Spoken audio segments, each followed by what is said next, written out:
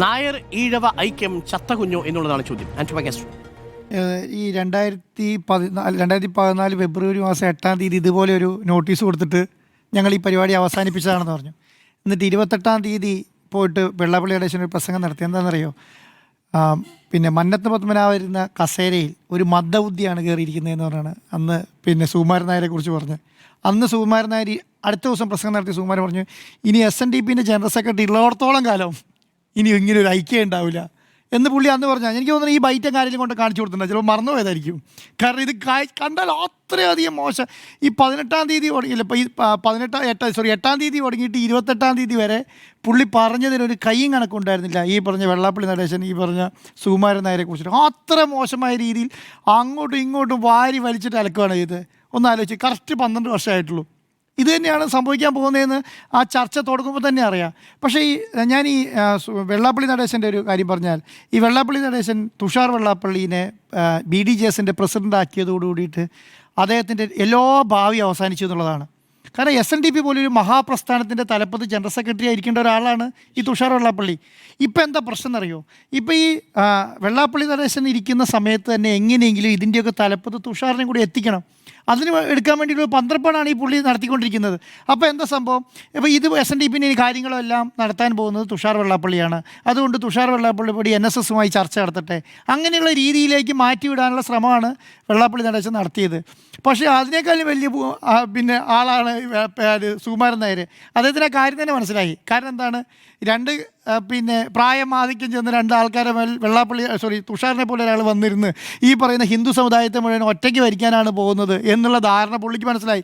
അതോട് കൂടിയിട്ട് പുള്ളി പറഞ്ഞാൽ ആ അഭ്യാസമൊക്കെ കയ്യിൽ വെച്ചാൽ മതി.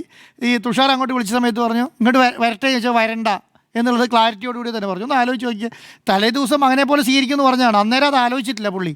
അത് മാത്രമല്ല, BDJS പോലെ BJPയുടെ ഏറ്റവും മുതിർന്ന ഘടകകക്ഷിയുടെ ഏറ്റവും വലിയ നേതാവിനെ പറഞ്ഞു വിട്ടിട്ട് ഈ SNDP NSS തമ്മിലുള്ള ഒരു ഐക്യം ഉണ്ടാക്കാൻ ശ്രമിച്ച വെള്ളാപ്പള്ളി നടേശൻ ആരാണ് മോൻ? അപ്പോൾ കാര്യം മനസ്സിലായില്ലേ? കാരണം ഈ നായാടി മുതൽ നമ്പൂതിരി വരെ കുടത്തിൽ താമര വിരിക്കാൻ വേണ്ടി ഇറങ്ങിയതായിരുന്നു ഒരു സമയത്ത്. കാസർഗോഡ് തുടങ്ങി തിരുവനന്തപുരം പോയി ജാഥ നടത്തി, നൗഷാദിനെ ചീത്തയൊക്കെ വിളിച്ച് കേസൊക്കെ എടുത്ത് തിരുവനന്തപുരത്ത് വന്ന് സമ്മേളനം നടത്തി. അവിടെ സമ്മേളനത്തിൽ വലിയ വായിൽ സംസാരിച്ച് അമിത്ഷാനെ കൊണ്ട് ഉദ്ഘാടനമൊക്കെ നടത്തി.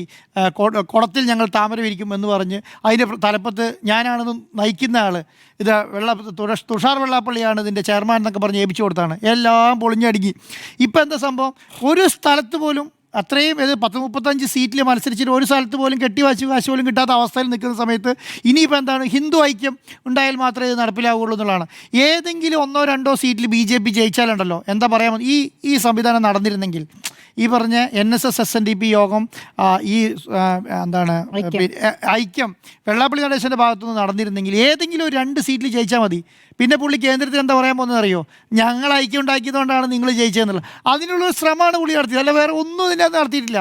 അപ്പോൾ ഇപ്പോൾ എന്താ സംഭവം? ഇപ്പോൾ ഇടതുപക്ഷത്തോടു കൂടി ഭാഗത്തായിട്ട് വെള്ളാപ്പള്ളി നടേശൻ നിൽക്കുകയും ചെയ്യുമ്പോൾ എന്താ സംഭവിച്ചതെന്നറിയോ? കേരളത്തിലെ ഒരു പ്രധാനപ്പെട്ട രാഷ്ട്രീയ നേതാക്കന്മാർ ഒരക്ഷരം ഈ നട്ടലിലുള്ള നേതാക്കന്മാരില്ലാതായി എന്നുള്ളതിൻ്റെ ഏറ്റവും വലിയ പ്രശ്നമാണ്. പണ്ട് 54 സമ്മേളന സമയത്ത് അത് വർഗീയ സമ്മേളനമാണ് നടക്കുന്നതെന്ന് പറയാൻ തൻ്റെ ഇടയിലുള്ള നേതാക്കന്മാർ കേരളത്തിലുണ്ടായിരുന്നു. ഇപ്പോൾ എന്താ സംഭവിച്ചത്? നട്ടലുള്ള നേതാക്കന്മാരില്ല, ഇതൊരു വർഗീയ മുന്നണിയാണ് നടന്നത്. അപ്പോഴും പല നേതാക്കന്മാർ വന്ന് പറയണോ ഐക്യം ഉണ്ടാവുന്നത് നല്ലതല്ലേ, ഐക്യം ഉണ്ടാകുന്ന നല്ലതല്ലേ, എന്താ ഐക്യമുള്ളത്? ഏത് മുസ്ലിങ്ങളെ മാറ്റി നിർത്തിയിട്ട് കേരളത്തിൽ ബാക്കിയുള്ള സമുദായങ്ങളെല്ലാം കൂടെ ഒന്നിച്ചൊരു ഐക്യം ഉണ്ടാവട്ടെ എന്നാണ് പറഞ്ഞത്. അതൊരു നല്ല ഐക്യമാണെന്ന് പറഞ്ഞ നേതാക്കന്മാരാണ് കേരളത്തിലുള്ള. ഒന്ന് ആലോചിച്ച് നോക്കിയേ, ഇലക്ഷൻ തൊട്ടടുത്ത് നിൽക്കുക എന്നുള്ള പേടിയാണ് നേതാക്കന്മാർക്ക്. ഇലക്ഷൻ ഇനി അതായത് 30-90 ദിവസത്തിനുള്ളിൽ ഇലക്ഷൻ വരാൻ പോവുകയാണ്. ഈ ഇലക്ഷനിൽ എനിക്ക് എന്തെങ്കിലും പേഴ്സണലി ബാധിച്ചാലോ എന്ന് വിചാരിച്ചിട്ടാണ്. ഐക്യം നല്ലതാണ് പറഞ്ഞുകൊണ്ടിരുന്നത്. ഐക്യം നല്ലതല്ല എന്ന് പറയുന്നത് ഞാൻ മതേതര പാർട്ടിയുടെ മതേതര നേതാക്കന്മാരായിട്ട് ഞങ്ങൾ വർഗീയതയ്ക്കെതിരെ രായ്ക്ക് രാമായണം പ്രസംഗിച്ചു കൊടുക്കുന്ന നേതാക്കന്മാരാണ്. എവിടെ ചോദിച്ചാലും ഞങ്ങൾ വർഗീയതയ്ക്കെതിരാണ്, ഞങ്ങൾ വർഗീയതയ്ക്കെതിരാണ്, ഞങ്ങൾ കണ്ടില്ലേ, ഞങ്ങളെല്ലാവരെയും കൂട്ടിപ്പിടിച്ചാണ്. എന്നിട്ട് എന്താണ്? ഒരു വർഗീയ മുന്നണി ഉണ്ടായി കഴിഞ്ഞപ്പോൾ അതിനെതിരെ സംസാരിക്കാനോ അത് ശക്തമായി എതിർക്കാനോ ഒരു നേതാവും കേരളത്തിൽ ഉണ്ടായില്ല എന്നുള്ളതാണ്. ഒന്ന് ആലോചിച്ച് നോക്കി എവിടെയാണ് പോയി അവസ്ഥ എത്തി നിൽക്കുന്നതെന്ന്. എന്നിട്ട് വെള്ളാപ്പള്ളി നടേശനെ തള്ളി സുകുമാരൻ നായർ ഇന്ന് അദ്ദേഹം കാണിച്ച ഒരു തൻ്റെ ഇടം ഉണ്ടല്ലോ, അത് ചില്ലറ തൻ്റെ ഇടമല്ല കേട്ടോ. കാരണം കാരണം ഒരു 2 മാസം കഴിഞ്ഞിട്ട്, പണ്ട് 2 വർഷത്തെ ഗ്യാപ്പ് ഉണ്ടായിരുന്നു ഈ മുന്നണി ഉണ്ടായിട്ട്. 2 വർഷം കഴിഞ്ഞിട്ടാണ് 12 തുടങ്ങി 14 വരെ സമയം ഉണ്ടായിരുന്നു. ആ 2 വർഷത്തെ ഗ്യാപ്പ് ഉണ്ടായിരുന്നു. പക്ഷേ ഈ ഒരാഴ്ചത്തെ ഗ്യാപ്പിൽ തന്നെ തള്ളി പറഞ്ഞത് പുള്ളിക്ക് കാര്യം മനസ്സിലായി കേട്ടോ, ഇത് ഏത് ലെവലിലാണ് പോകുന്നത് എന്നുള്ള കാര്യം മനസ്സിലായി. അത് തൻ്റെ അടുത്തോടു കൂടി വന്ന് പറഞ്ഞിട്ട് ഇങ്ങനെ ഐക്യമില്ല, ഇങ്ങനെ ഒരു സംവിധാനമില്ല, ഇനി SNDP ആയിട്ട് ഒരു പരിപാടിയില്ല, അത് ആ അധ്യായം ക്ലോസ് ആയി എന്നുള്ളത് ക്ലാരിറ്റിയോട് കൂടിയിട്ട് ഒന്ന് പറയുകയും ഓരെന്താണ് പിന്നെ പത്രസമ്മേളനം നടത്തി എല്ലാവരോടും വൃത്തിയായിട്ട് പറഞ്ഞു. അപ്പം ഇനി എന്താണ് സംഭവിക്കാൻ പോകുന്നത്? ഇനി എന്ന് പറയുന്നത് പഴയ കേരളം തന്നെയാണ് കേട്ടോ.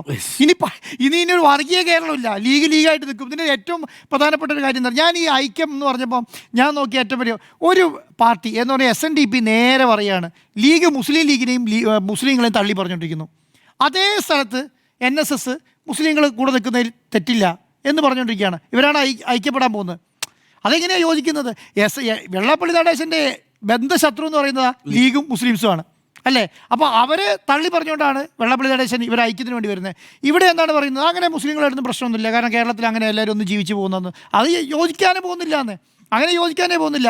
അപ്പോൾ ഒരു കാര്യം മനസ്സിലാക്കേണ്ടത്, കുറച്ചും കൂടെ ബുദ്ധി ഉണ്ടായിരുന്നെങ്കിൽ, ഇതിന് ഒരു സ്റ്റെപ്പ് കൂടെ മുന്നോട്ട് പോകണമെങ്കിൽ കേരളത്തിൽ ഈ പിന്നെ വെള്ളാപ്പള്ളി നടേശന് പറഞ്ഞു വിടാനൊരു നേതാവെങ്കിലും ഉണ്ടായിരുന്നു. എന്താ സംഭവിച്ചത്? തുഷാർ വെള്ളാപ്പള്ളി അല്ലാതെ ഈ വെള്ളാപ്പള്ളി നടേശന് പറഞ്ഞു വിടാനൊരു നേതാവില്ലാന്നേ. ഏത് നേതാവിനെയാണ് പറഞ്ഞു വിടുക? ഞാൻ പറഞ്ഞു SNDPക്ക് ചർച്ച ചെയ്യാൻ വേണ്ടിയിട്ടാണ്. ഏത് നേതാവാണ് ഉള്ളത്? വെള്ളാപ്പള്ളി നടേശന് പറഞ്ഞു വിടാൻ നേതാവില്ലാതായി എന്നുള്ളതാണ് സത്യം. സ്വന്തം മകനേ ഉള്ളൂ.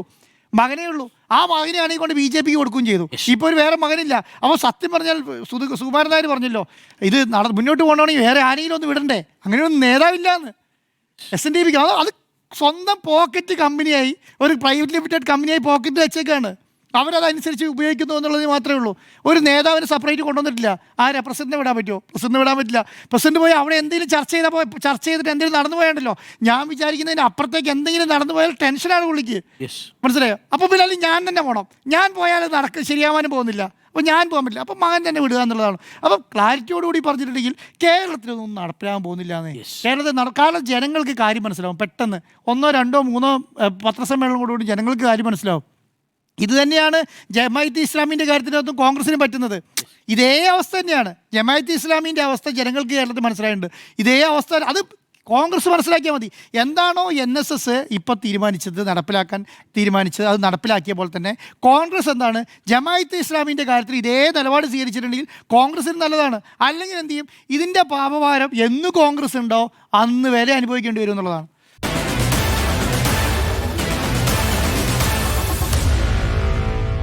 Meet the editors.